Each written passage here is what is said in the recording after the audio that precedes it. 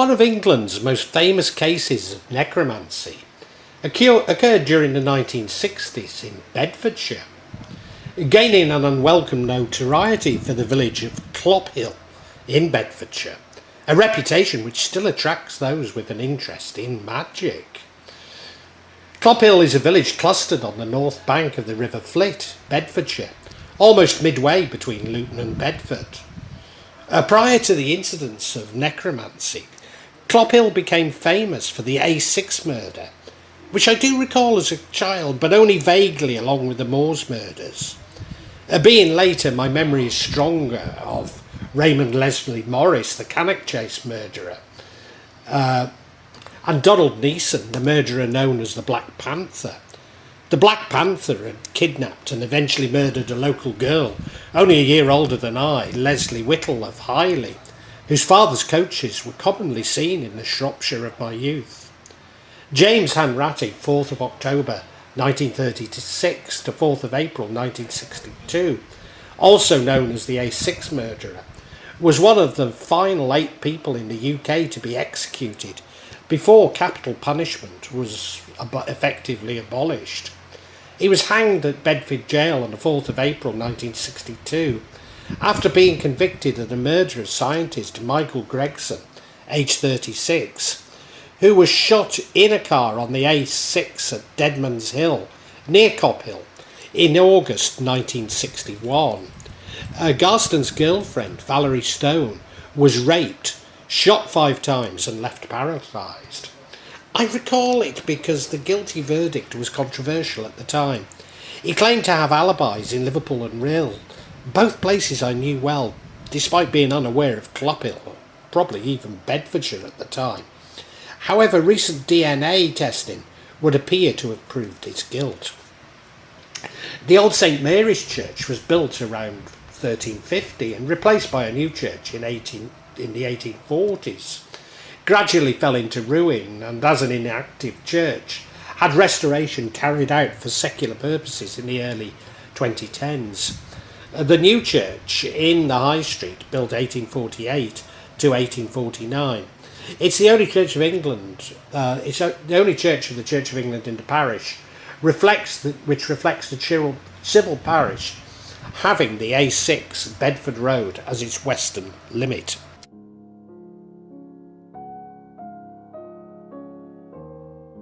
The old church building, formerly the Church of St Mary the Virgin, shortened to the Church of St Mary, and also known colloquially as Old St Mary's or the Old Parish Church, is at the edge of the village and is estimated to be around 650 years old.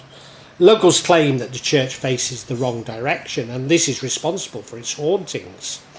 But an occidental orientation is not unknown within English churches. It was the custom to toll the bell at the time of death or soon after, and that before the actual tolling began, the bell sounded 3 times for a man and twice for a woman.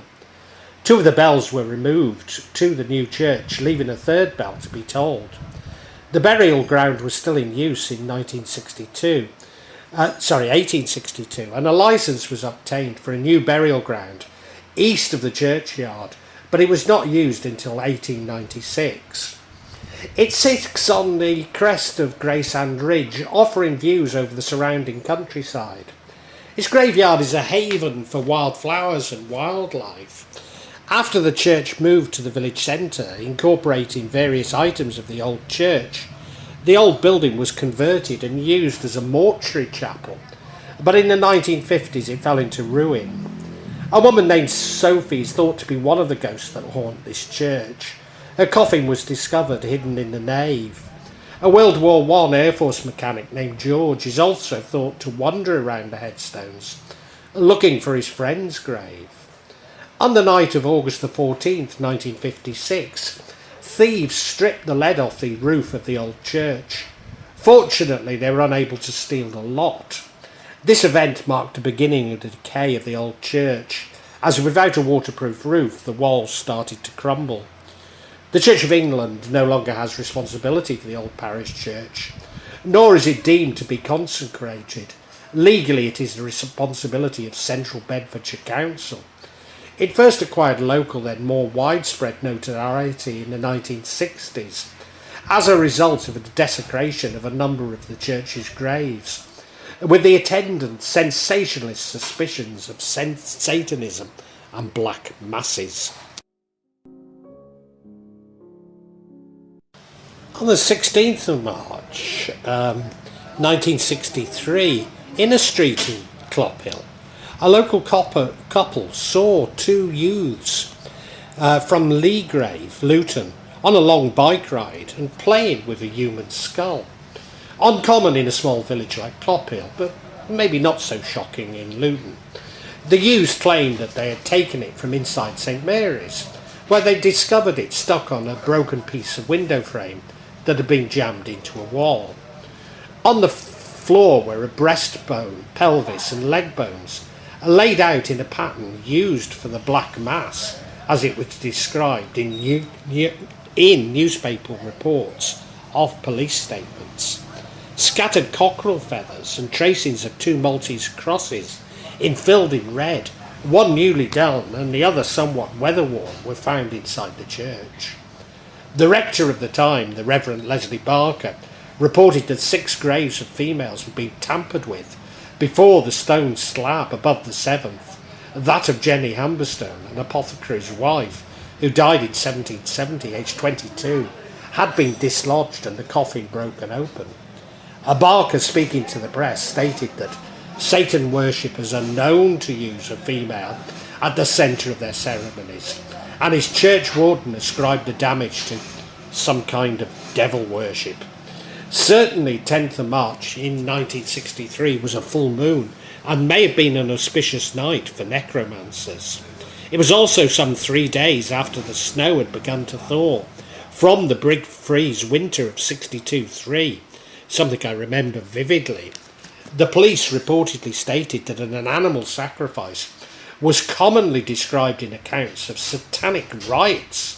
The cockerel was possibly sacrificial and the crosses were possibly painted with animal blood, although on this point Barker disagreed, thinking them more likely to be simply red paint. Finally, close investigation revealed 2 tracings of a Maltese cross inside a circle on the church wall, one weather-beaten and the second fresh. The 4 arms of the cross were coloured red, possibly with animal blood, as the police said, although the rector felt it was more like paint, although no such symbols appear in occult or Kabbalistic sources. Police felt this detail confirmed that ritual had been performed with the bones. Whilst not associated with occult, such crosses are commonplaces in old churches in England. Author and researcher Bill Ellis, writing some years later, opinioned that the police's idea of a sacrificed cockerel had been derived from a scene in Dennis Wheatley's 1934 novel, The Devil Rides Out, where a black cock and white hen are sacrificed, a book I recall having read as a teenager. The Reverend Barker and his superiors surveyed the damage, and a man with a foreign accent and a London licence plate drove up to express an interest in black magic. Apparently he'd also been seen in Amped Hill.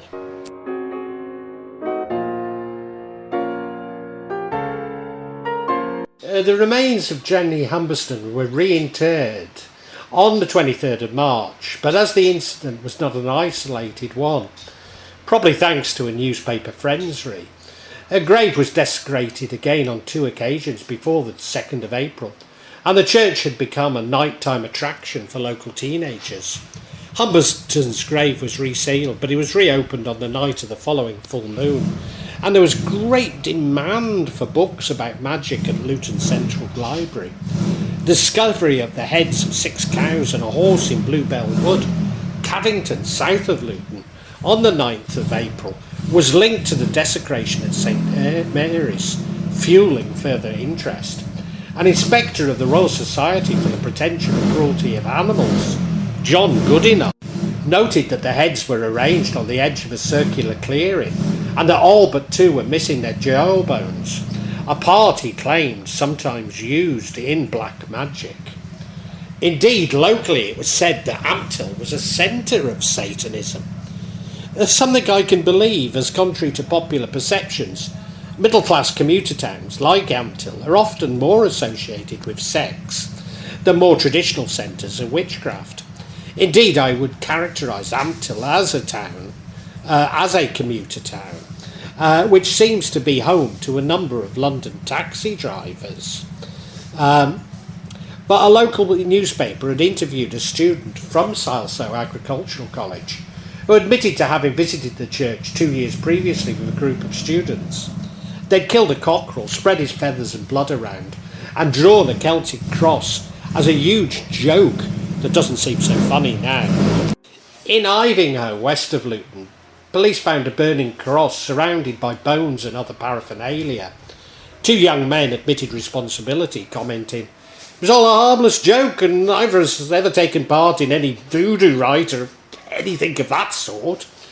The church and the reputation that it had gained from the incident were mentioned in a coffee table book on witchcraft by Eric Maple, who described desolate Clophill with a wilderness of desecrated and looted tombs, symbols of the revival of black magic in the 20th century, and recommended that people visit it for a truly Gothic experience. He also shot a black magic mass at the Old Church for the ITV in 1963, during which he fainted twice. Eric claimed that he would never return, but did so many times. The desecration of St Mary's in 1963 was followed by a spate of similar newspaper reports of black magic rites in 63 and 64, including reports of a series of desecrations in Lancashire, symbols painted on the porch of a church in Bamber, Sussex, a pentagram and a sheep's heart pierced with 13 thorns in St Clement's in Leigh-on-Sea. There were also many minor incidents in the villages and towns around Clophill. By the end of 1964, British police claimed they had linked more than 200 acts of graveyard vandalism to black magic. On Midsummer's Eve 1969, graves were broken into and bones arranged once again in Clophill. On May the 8th, 1963, a group of students from Shuttleworth College were found dressed in white sheets at the church. Later, the rector received a letter from the principal apologising for his students' high spirits. In 1969, 10 youths from St Albans and Harpenden were fined £10 for riotous behaviour in the churchyard, but 4 later acquitted on appeal. It would seem that going there in the dark of night became a rite of passage ritual for kids living locally and in nearby towns. More recently, local teenagers dare each other to run around the graveyard 13 times anti-clockwise, believing that they would meet the devil. Although now the area is alarmed and this is no longer possible. A similar ritual I used to perform at Condover Church as a youth. I never did meet the devil, but did run very fast.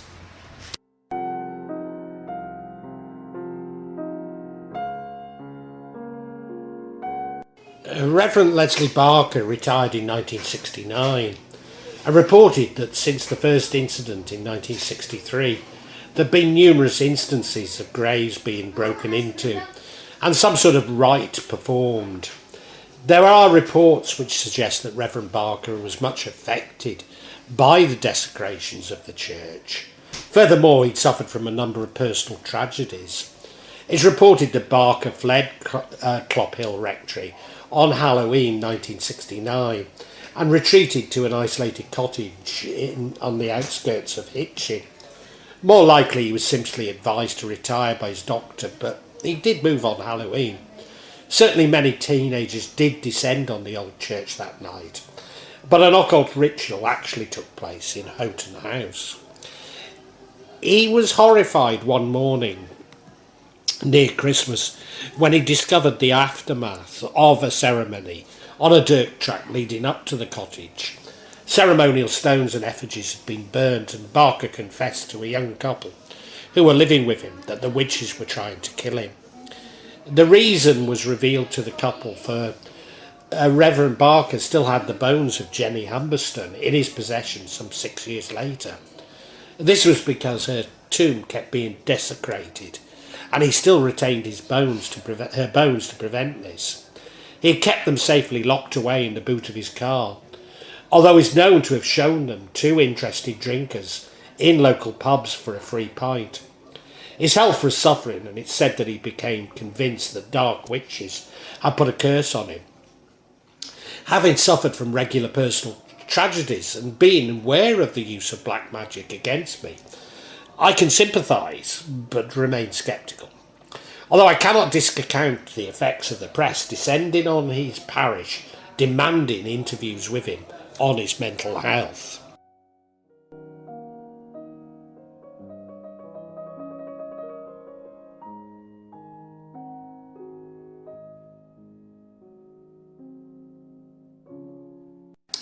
In February 1959, vandals entered a churchyard in North Cray, Kent, knocking over and smashing 10 crosses. The caretakers commented, "Something very strange is going on, and I would not be at all surprised to learn that it's devil worship. It's not the first time crosses have been smashed here." At the same time, though, the local rector blamed hooligans. While black magic could not be ruled out, he felt it was unlikely. Villagers too said they heard the sound of partying from the churchyard and nearby woods during the night. This relatively minor kind of vandalism was repeated in Eltham late in 1962, where crosses were overturned. At the time, Bedfordshire was experiencing a dramatic rise in community tensions. The Chief Constable for the county reported an overall 6% increase in crime, and even more dramatic jump in the number of cases involving juveniles, from 672 in 1960 to 1,027 in 61 and 1,104 in 1962. An increasing problem was caused by gangs of youngsters who vandalised vacant houses, stripping lead and other materials that could be sold as scrap metal. Nor indeed was the incident of the 10th of March in 1963 the first incident of potential necromancy at the old church in Clophill. News articles also reported on a variety of youth problems, especially in Luton, where teens complained about boredom and lack of employment and social facilities. Letters to the editor of the local papers also continually referred to the current rivalry between mods and rockers. Indeed, this whole incident seems uncannily like the moral panic over mods and rockers reported by sociologist Stanley Cohen, to such an extent that had the moral panic over mods and rockers occurred, a similar panic over necromancy was being created. Now, I'm not trying to say that some people did not engage in occult, just as I'm not suggesting that mods and rockers did not exist, simply that they were heavily influenced by the press and the moral panic. Just maybe the necromancy was more a product of the moral panic than ritual magic. Indeed, the immediate trigger for the incident came from a column written by journalist Peter Castle for the local paper, the Bedfordshire Times and Standard. Entitled "I Met a Witch and a Ghost," it ran on December the 7th as a spooky story, a traditional Christmas season feature. The column began conventionally by placing a reader by a warm, haloed fireside to encourage indulgence in speculation over the existence of witches. In this column, he interviewed a Gardnerian-style Wiccan coven that held ritual dances and festivities before serving cakes and wine. Asked if they really undressed before their rituals, the witch admitted that they did, because clothing impeded the mental vibrations that they used to improve situations, charm away illnesses. The human body is a very mundane thing when completely unclothed, she added. Of course, Gerald Gardner was a naturalist, and nudity was very much a part of Wicca, certainly during the 1960s. The old church was declared redundant in 1972. Tombstones in the graveyard around the church were removed and placed around the perimeter of the site. The ground was filled and levelled. Bedfordshire Council, then Bedfordshire County Council, acquired the old church in 1977. The site continued to suffer from vandalism as well as fly tipping under council ownership. In 2010, local activism led to plans for the church to acquire a new function. It was proposed to convert it into a bothy to provide overnight accommodation, eco-lodges, for walkers on Bedfordshire's Greensand Ridge Walk, with a full-time warden on site. However, there were concerns that the council would not be able to afford the $75,000 that it would have to spend on such a project. Instead, in 2012, English Heritage and Heritage at Risk agreed a fund to restore work on the church. The work, which was scheduled to start in 2013, has now been completed to include the stabilising of the ruin and putting a gravel pathway inside the church and restoring a spiral staircase, providing a viewing platform to allow visitors to climb to the top and observe it. Currently, the tower tours run daily at 10 and 4 and 2 o'clock. Visitors may need to telephone ahead as the tours are run by volunteers. Further planned work will then include a heritage centre next to the church building. Maybe this is a silver lining, but I have to conclude that the local press at the time and subsequent paranormal investigators have been responsible for this panic. I doubt if we can blame local teenagers, who will always be attracted to the transgressive, especially when being scrutinised by authority and excitable clergy. As a side, though, maybe if events had gone differently, I would now find myself messing around in graveyards, naked with my neighbours, rather than DJing for Jakarta's youth on May days.